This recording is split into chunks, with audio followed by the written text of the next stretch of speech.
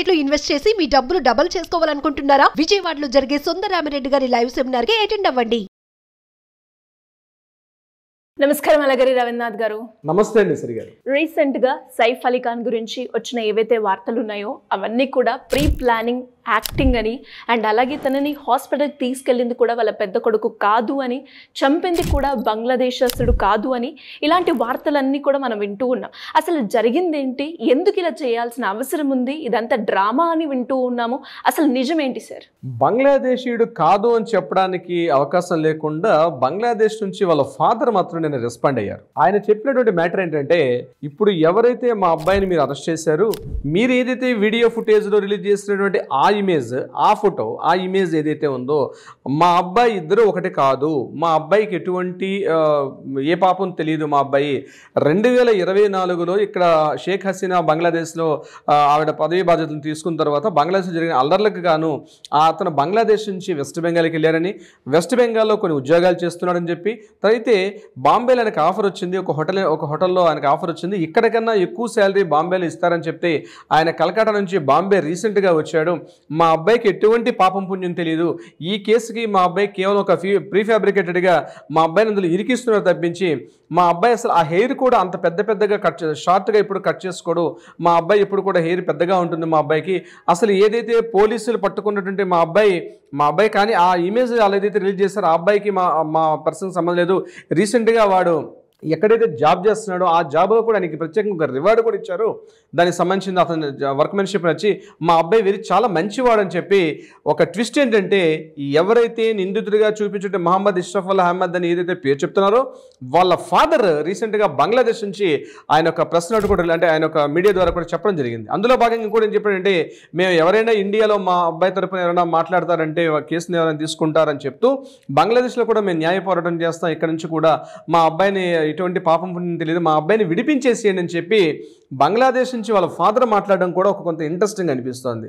ఇక్కడ రెండు రకాల హైడ్రామాలు నడుస్తున్నాయి. ఒకటి ముందుగా ఏంటంటే, అసలు ఏదైతే ఈ సంఘటన జరిగిందో ఈ సంఘటనకు సంబంధించి, ఈ సంఘటనకు కానీ అదేవిధంగా పోలీసులు చెప్తున్న విషయం, కరీనా కపూర్ గారు మాట్లాడుతున్న మాటలు, వాళ్ళ అబ్బాయి చెప్తున్న మాటలు, ఏదైతే అక్కడ మనం చెప్పాము ఈఎంఈ ఫిలిప్ గారు చెప్పిన ఎఫ్ఐఆర్ రిపోర్ట్, ఇవంతా కూడా రకరకాల గందరగోళానికి దారితీస్తూ ఉంది. ఎందుకు ప్రధానంగా ఈ మాట నేను చెప్పాల్సి వస్తుందంటే, రీసెంట్గా ఇప్పుడు మీరు ఇంటర్వ్యూలో చెప్పినట్టుగా మీరు మెయిన్ ఇన్ఫర్మేషన్ అంటే, అసలు వాళ్ళ అబ్బాయి తీసుకెళ్లి హాస్పిటల్ అడ్మిట్ చేయలేదు అని చెప్పిన విషయం. అసలు వీటన్నిటికన్నా కారణం ఏంటంటే, అసలు ఏదో ఆ 4 గోడల మధ్య జనవరి 16 ఉదయం 1:02 ప్రాంతంలో ఏదో జరిగింది, ఏదో ఇంట్లో గొడవ జరిగింది.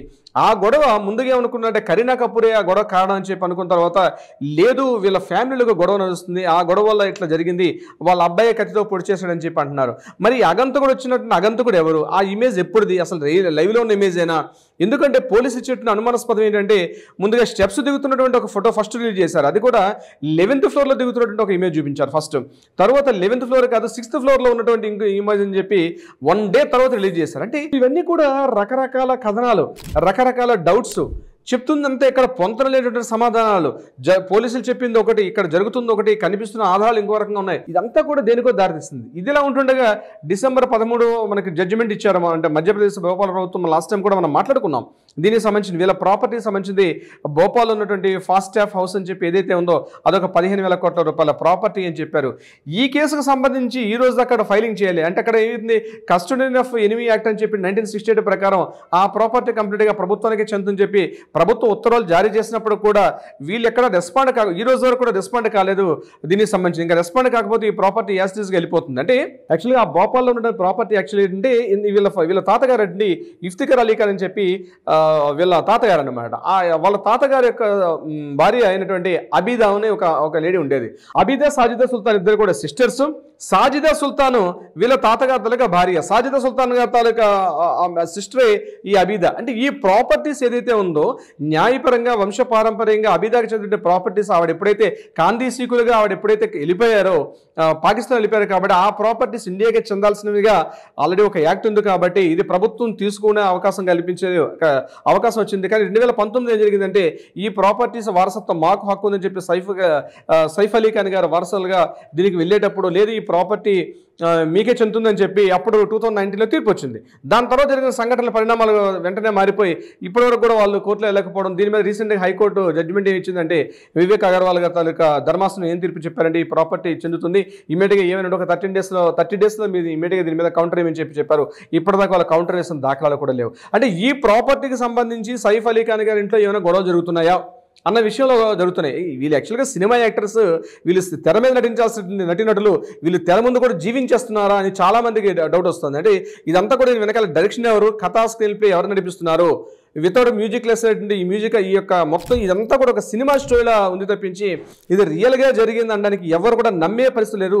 దీని మీద నిన్న కరీనా కపూర్ గారిని కూడా నేను తీసుకెళ్ళి ఆవిడ కూడా ఇన్వెస్టిగేషన్ చేస్తున్నారు. ఏదేమైనప్పుడు కూడా ఇక్కడ పోలీసులు దయానాయక్ గారు ఆధ్వర్యంలో, ఎందుకంటే ఎన్కౌంటర్ స్పెషలిస్ట్ దయానాయక్ గారు ఉన్నటువంటి సందర్భంలో ఇటువంటి కేసు ఆయన టేకప్ చేశారు. ఈ కేసును కూడా అంటే ఇంత ప్రాతినిధ్యం ఉన్నటువంటి ఈ కేసు ఇంత ఫేక్గా ఇంత ఇంత ఇంత చీప్గా ఎట్లా పబ్లిక్ని ఫూల్ చేస్తున్నారు అన్న విషయం మీద ఇదంతా కూడా ఏదో జరుగుతోంది.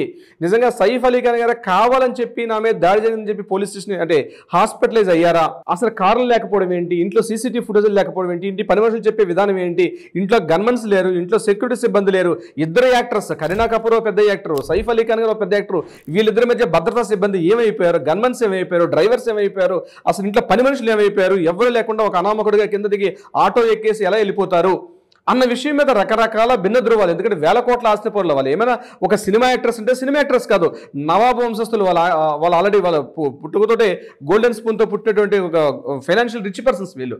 ఇట్లాంటిది బాంద్రాల లాంటి ఏరియాలో ఇటువంటి సంఘటన జరగడం అంటే రకరకాల భిన్నాభిప్రాయాలు, రకరకాల డౌట్స్ రేజ్ చేస్తున్నారు. పబ్లిక్ ఎప్పుడు కూడా అంటే పబ్లిక్ని ఫూల్స్ చేస్తున్నారండి. లిటరల్గా చెప్పండి సిరి గారు, పబ్లిక్ని ఫూల్స్ చేస్తున్నారు.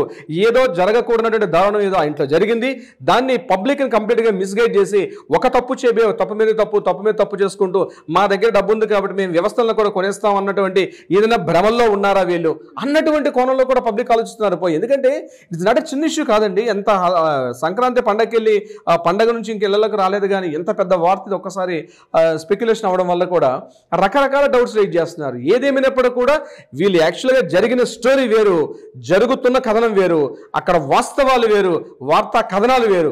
ఈ రకంగా రకరకాల స్పెక్యులేషన్స్తో రకరకాల అభిప్రాయాలతోటి జరుగుతున్నది ఈ యొక్క సైఫ్ అలీ ఖాన్ గారిది ఒక రియల్ లైఫ్ స్టోరీలా చూపిస్తున్నారు. పబ్లిక్ ఒక డైలీ సీరియల్ అయిపోయింది కంప్లీట్గా. ఇది ఒక 2.5 hours మూవీ కాదు, టోటల్గా ఒక డైలీ సీరియల్ మాదిరిగా తయారైంది. దీనికి అంతం ఎప్పుడు, ఈ స్టోరీకి ముగింపు ఎప్పుడు, ఎవరిస్తున్నారు ముగింపు, ఏ ముగింపు తీసుకెళ్తుందని చెప్పి ప్రతి ఒక్కరు కూడా సర్వత్రా ఉత్కంఠగా దారితీసిన విధంగా ఉంది సిరి గారు. ఎస్ సార్, మీరు చెప్తూ ఉంటే రోజుకు ఒక ట్విస్ట్ని మనం ఈ కేసులో చూడడం జరుగుతూ ఉంది. అండ్ మీరు అన్నట్టుగానే ఒక కంప్లీట్గా ఒక పులి స్టాప్ వచ్చే మార్గం ఏంటో, అసలు ఏంటి, ఎందుకు ఇలా చేస్తున్నారు అన్న ప్రశ్న మాత్రం ప్రతి ఒక్కరికి ఉంది. దీనికి సంబంధించిన పూర్తి వివరాలు మనం ఇచ్చే ప్రయత్నం చేద్దాం మనకు అందిన వార్తల్లో. Thank you sir, thank you so much. Thank you so much Siri గారు.